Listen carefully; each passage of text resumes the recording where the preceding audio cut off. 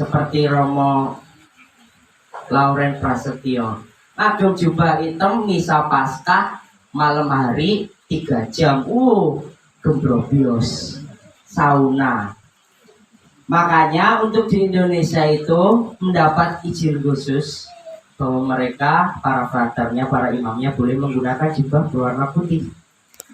Tapi kalau mungkin pernah menonton di tayangan-tayangan Italia atau Vatikan di Roma, tidak ada bapak uskup yang menggunakan putih, semua hitam dan pink atau hitam dan ungu kardinal.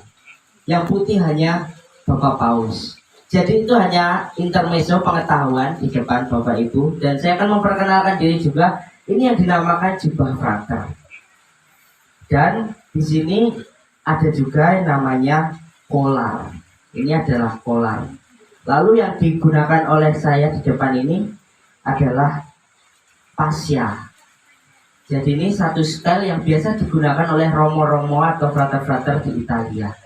Dan saya menggunakan style sesuai dengan yang ada di Italia.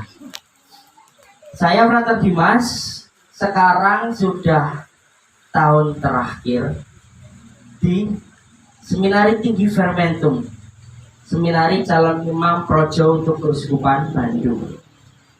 Jadi saya kurang lebih 8 tahun di Bandung. Dan syarat untuk menjadi seorang imam menurut hukum KHK, Kitab Hukum Kanonik, adalah para frater pernah menempuh jenjang pendidikan S1, S2, filsafat dan teologi. Artinya untuk studi saja waktu yang digunakan adalah 6 tahun. Saya, jika dihitung dari seminari menengah di Mertoyudan, saya sudah menjalani proses panggilan ini kurang lebih jalan 12 tahun. 4 tahun di seminari menengah Mertoyudan dan mau jalan ke 9 tahun di Keuskupan Bandung.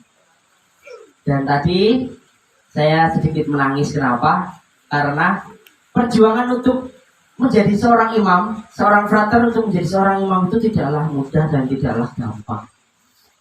Ibarat semakin terbang tinggi, angin semakin kencang. Pohon semakin tinggi, angin semakin kencang. Semakin tinggi tingkatan frater, godaan-godaan yang dihadapi semakin banyak. Jadi saya tadi menyampaikan sedih karena saya berjuang mati-matian hingga supaya saya bisa sampai pada titik saat ini di mana saya bisa menyelesaikan S2. Artinya pendidikan seorang calon imam, Bapak Ibu Perso, kurang lebih 12 tahun. Atau menjadi frater kurang lebih 9 tahun. Saya sudah jalan 8 tahun. Dan prosesnya tidak mudah, sangat susah. Hidup berumah tangga saja susah, apalagi hidup satu komunitas yang isinya laki-laki semua. Batang kabeh.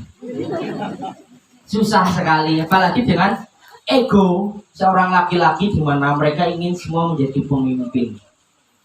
Dan kami tinggal di suatu asrama yang berbagai macam budaya. Berkeluarga hanya 2 macam budaya. Tetapi berasrama bermacam-macam budaya. Sebagai contoh yang bagi saya sangat menyedihkan sekali adalah saya memiliki teman-teman satu angkatan yang menjadi frater di Keuskupan Agung Semarang. Mereka waktu masuk di Jangli, seminari orientasi tahun rohani di Jangli, itu mereka masuk 19 frater di Semarang.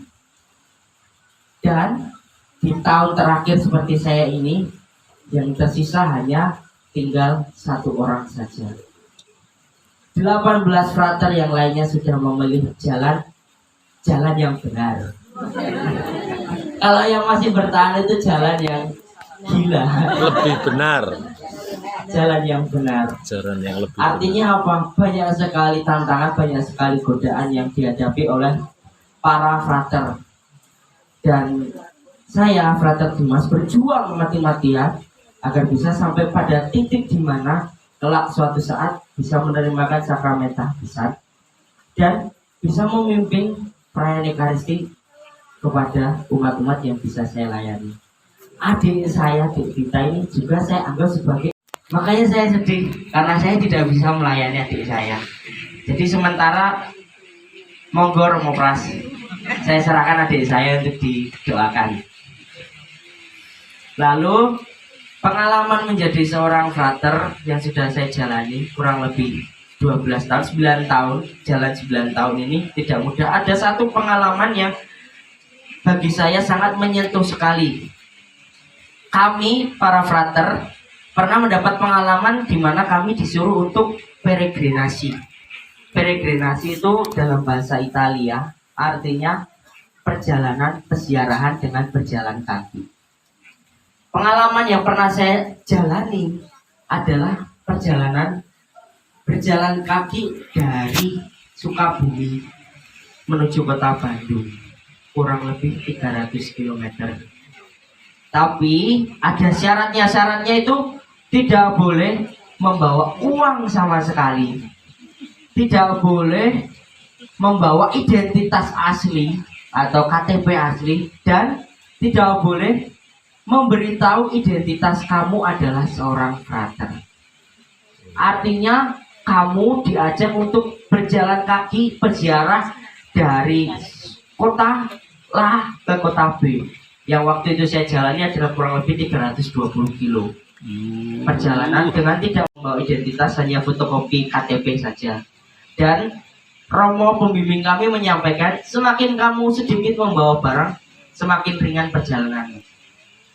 Akhirnya saya merenungkan bahwa saya ingin mencoba. Ya, saya salah. Saya ingin mencobai Tuhan. Artinya Tuhan itu benar-benar menolong saya atau tidak. Jadi waktu itu saya tidak membawa sama sekali pakaian ganti, tidak membawa sama sekali uang, hanya membawa KTP fotokopian. Dan perjalanan dimulai dari Sukabumi. Waktu itu bulan puasa. Aduh, kacau sekali. Siang, pagi sampai sore tidak ada yang buka, tidak ada apa-apa. Jadi selama perjalanan itu kami berjalan kaki dan menyerahkan segala hari kami setiap harinya adalah dengan campur tangan kasih Tuhan. Artinya ada istilah ora et labora, berdoa dan bekerja. Sembahyang tapi buatan nonton kerja, buatan ada tindakan, ya sulit untuk mewujudkan itu. Kita memiliki iman, tapi tidak ada perbuatan, sama dengan iman itu kosong. Iman itu mati. Makanya saya bersama frater, teman angkatan, kami berdua berjalan dan sweet gantian untuk meminta makan. Jadi setiap harinya kami meminta makan supaya kami bisa makan. Dan ternyata meminta makan itu tidak mudah. Banyak orang menolak kami. Bahkan saya sudah menggunakan jurus wajah memelas, logat orang Jawa, ngemis. Bapak, saya sedang perjalanan pulang ke Bandung, saya belum makan. Apakah saya boleh minta makan? Ini saya dengan teman saya sama sekali belum makan. Mereka menolak dengan mengatakan, karena waktu itu bulan puasa, mereka mengatakan, maaf deh, kami baru buka.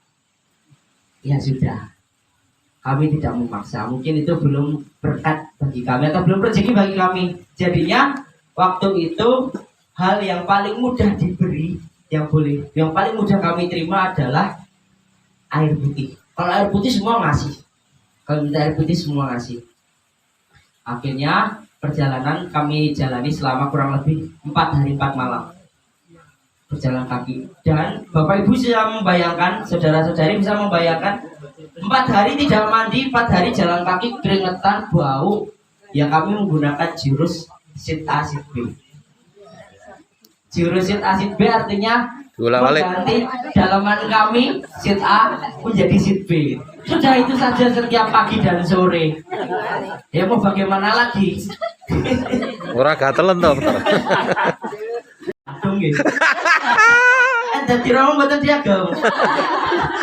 Nah, tapi sehari kami menyerahkan semuanya ini kepada campur tangan Tuhan, dan puji Tuhan kami setiap hari selalu diberi berkat. Ada saja ada saja orang yang kami tidak kenal entah itu mungkin muslim ya, karena banyak pedagang itu membagikan ya walaupun hanya sedikit.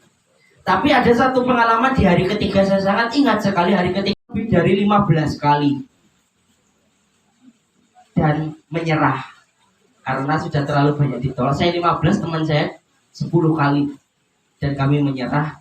Dan waktu itu sudah jam setengah 10, jam 9.15. Saya masih ingat sekali, jam 9.15 itu saya tidak tahu lagi mau makan apa karena sudah lelah dan tidak dapat makanan sama sekali.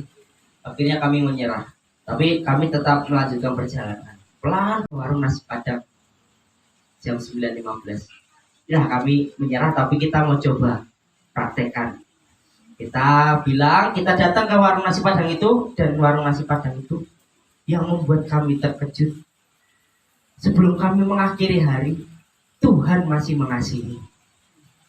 Kami berdua masih diberi 1 bungkus nasi padang. Wah, sangat bersuka cita sekali, sangat bergembira sekali, dan sangat bersyukur. Akhirnya kami duduk lesehan di keramik toko orang yang sudah tutup, dan kami berekspektasi karena seharian tidak makan, kami lelah.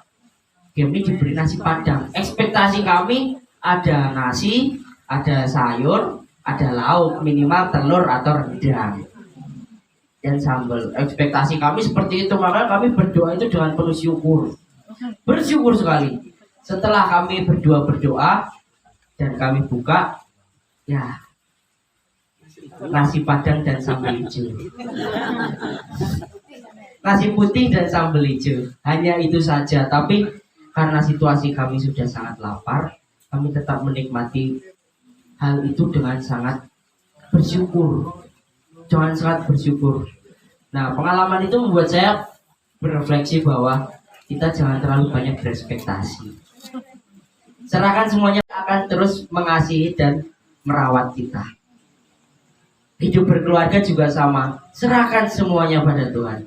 Saya membuat suatu buah video di mana menyampaikan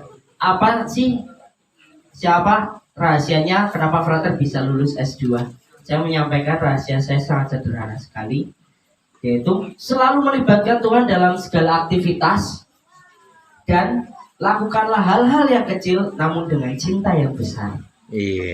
Itu sangat berdampak bagi segala aktivitas. Hidup berkeluarga pun juga sama. Lakukanlah hal-hal yang kecil, memberi senyum suami istri, menyapa atau membuatkan teh. Itu juga sangat berdampak sekali bagi kehidupan berumah tangga. Jadi, Bapak Ibu, inilah perjalanan saya, Frater Dimas, yang penuh suka dan duka, dan berjuang mati-matian untuk bisa. Intinya, kita tetap saling mendoakan. Dan semoga Tuhan selalu memberkati kita semua. Amin. Sebentar, ada sesuatu lagi. Cincing mana? Saya Frater, janji ya, bulan Juli nanti harus mimpin misa di tempat saya.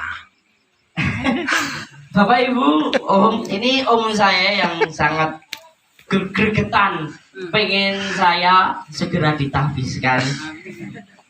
Saya tidak pernah bisa menjanjikan siapapun kapan saya akan ditahbiskan. Mohon maaf sekali, karena namanya panggilan itu fiat voluntas tua. Terjadilah padaku menurut kehendaknya, bukan terjadilah padaku menurut kehendakku. Kalau kehendakku ya pengen saya sudah tahbisan terus mimpin Dek Tita. Tapi karena kehendak Tuhan berkata lain, ya saya nderek Gusti mawon. Jadi ketika banyak yang menyampaikan kapan Frater tahbisan, saya tidak pernah bisa menyampaikan lebih tepatnya kapan, karena yang bisa saya sampaikan adalah kulo nderek Bapak Uskup. Karena yang menentukan saya tahbis napa mboten adalah Bapak Uskup, dan di Keuskupan Bandung Bapak Uskup kami adalah Monsinyur Antonius Subianto Benjamin. Jadi Om Topo mboten saged menjanjikan Juli, Tapi kita terus mendoakan dan saya akan terus berjuang menjawab panggilan Tuhan. Sip. Kasih jempol. Matur nuwun. Oke, kita